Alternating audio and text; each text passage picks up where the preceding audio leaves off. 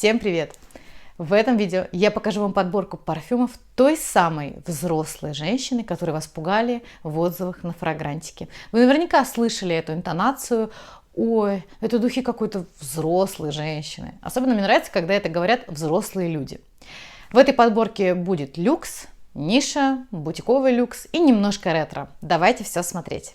Первый аромат, который хочу показать, называется Tom Ford Ombre Lido. Этот аромат очень часто показывают в мужских подборках, но на мой вкус он прекрасно звучит и на женщине тоже. Это кожа и специи. Он одновременно и яркий, и нежный, и он такой дерзкий еще. Вообще я его использую по настроению. Это вот тот день, когда вам с утра нужно победить какую-нибудь регистратуру, днем у вас зомби-апокалипсис, а вечером вы идете на рок-концерт.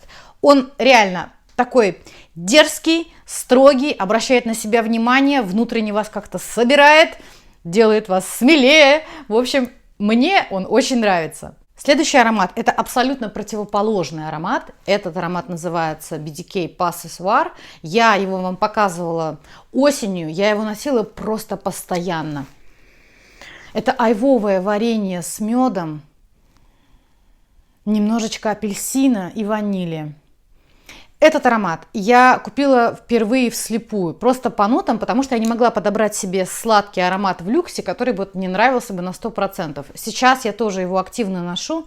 Это аромат такого, знаете, настроения, когда вот вы все дела переделали, и вечером вы сидите где-то, не знаю, на террасе, на своей фазенде, возможно, она же дача, или вы где-то в ресторане, и вот вы уже принесли какие-то яблоки, какие-то варенья, и вы такая вот барыня, знаете, в хорошем смысле слова. Он очень медитативный, это красивый, сладкий аромат, который вот, он хорошего такого расслабленного настроения. Следующий аромат, который хочу показать, называется Cactus Garden от бренда Louis Vuitton.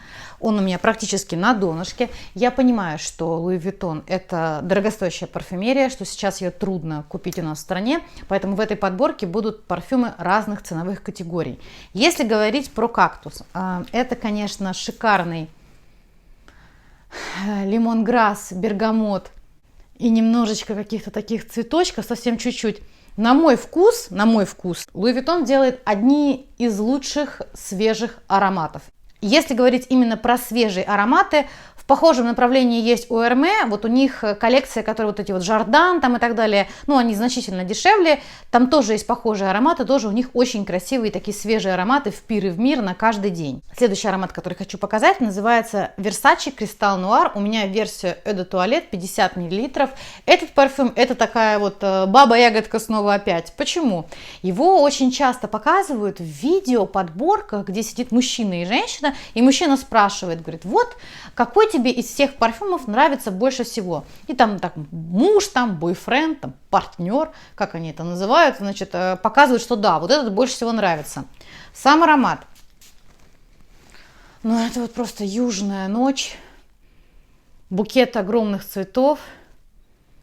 И я бы не сказала, что это прям восточный аромат, потому что у него вот база, она какая-то свежая, немножко акватическая.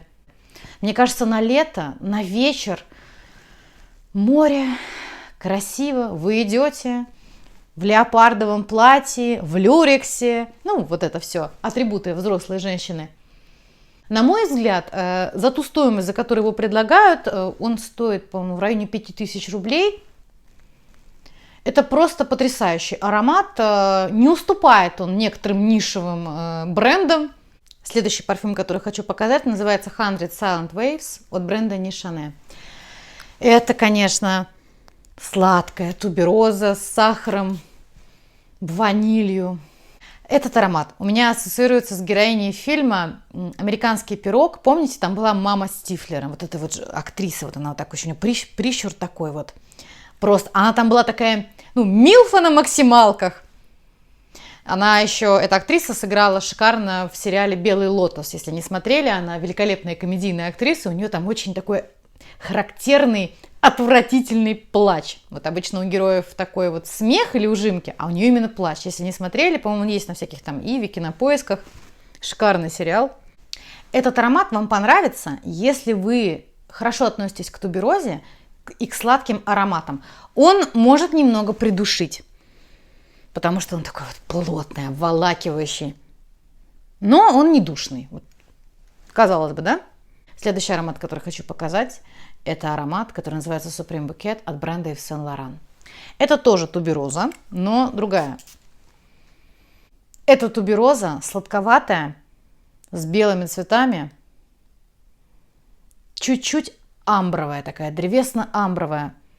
Это очень строгий аромат, гармоничный, элегантный. Его создал Доминик Крапийон в пир и в мир. То есть неважно, если вы там, например, какая-нибудь строгая руководительница, или вы там преподаватель, или вы просто идете куда-то по делам.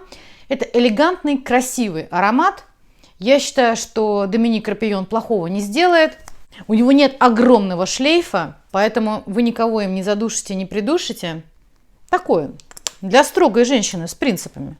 Следующий аромат, который хочу показать, называется Асалат Аль-Маск. Я пользуюсь им достаточно часто, но у него расход минимальный. Может, потому что у меня, в принципе, много духов, пора с этим заканчивать. Это мускус, стиральный порошок и, может быть, каких-то немножко таких зеленоватых фруктов вместе. Это шикарный аромат, если вы, например, целый день в дороге. Или, вот как я рассказывала, куда-то идете, может быть, на какую-то важную встречу. Потому что он дает потрясающее чувство свежести. Вот это же делают ребята, которые живут на Ближнем Востоке. Они живут в жаре. Очевидно, что они знают, как делать ароматы, которые хорошо звучат в жарком климате. Очень красивый аромат. Вот на тему Барре де Бланш, вот эти вот ароматы чистоты. Прекрасное совершенно вложение, я считаю, с его очень экономичным расходом. Следующий аромат, который хочу показать, называется Фиджи от бренда Гай Ларош. Это уже у нас ретро. У меня этот флакон появился недавно. Это такое ретро, которое я урвала. Вот этот аромат в старте звучит очень так вот прям ретро. То есть это альдегиды и цветы, немножко такое с древесинкой. Но когда он усаживается, в базе это на коже звучит очень красиво. То есть мне нравятся ретро-ароматы именно тем, как они вот в базе себя ведут. У меня их не так много. Изначально этот аромат был выпущен в 1966 году. И это, конечно же, новодел. Тем не менее, он, мне кажется, подходит тоже под ту категорию, когда ароматы чистоты, но вы не хотите вот эти вот мускусы, вот эти вот стиральные порошки. Нет. Он звучит современно. То есть старт у него ретро, а затем современно. Я считаю, что это очень женственный, красивый аромат. Тоже он универсальный. Шикарно, шикарно, мне нравится. Следующий аромат в категории ретро, и всего будет две, называется Opium Eau de Toilette Yves Saint Laurent. У меня вот в такой вот версии. Никакой это не Eau de Toilette. Это экстрактович духов. То есть это очень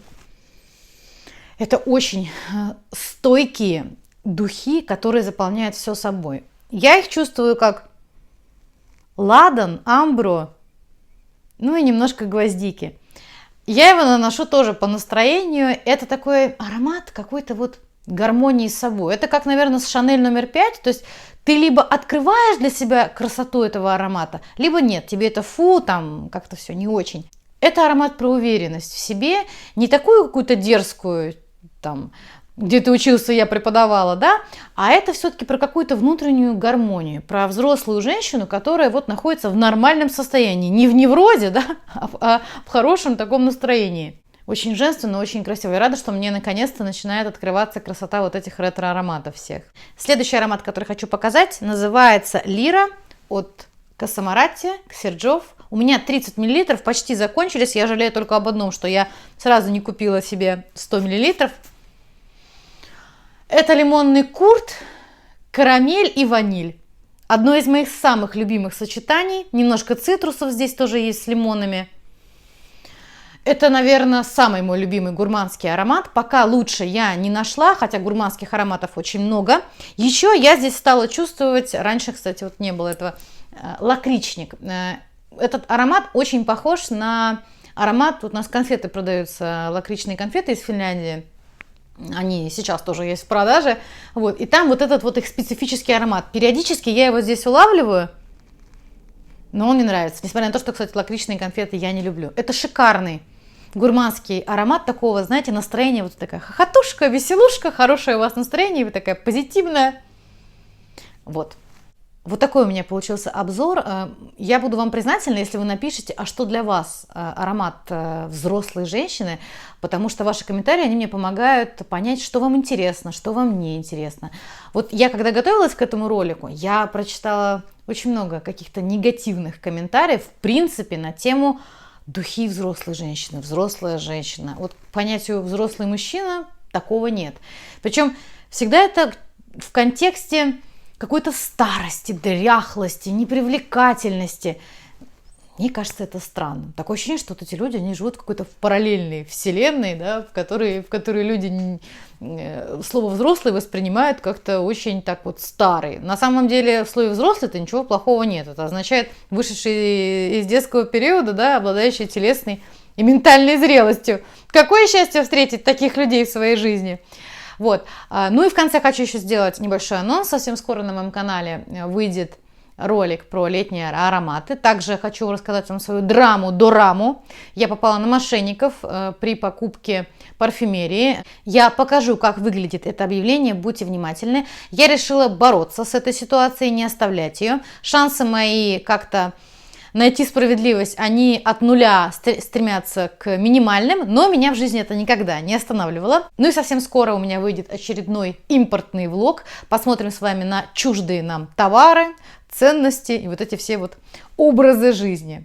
Большое вам спасибо за просмотр, и буду вам очень признательна, если вы поделитесь своим впечатлением о понятии духи взрослой женщины и что вы вообще на эту тему думаете.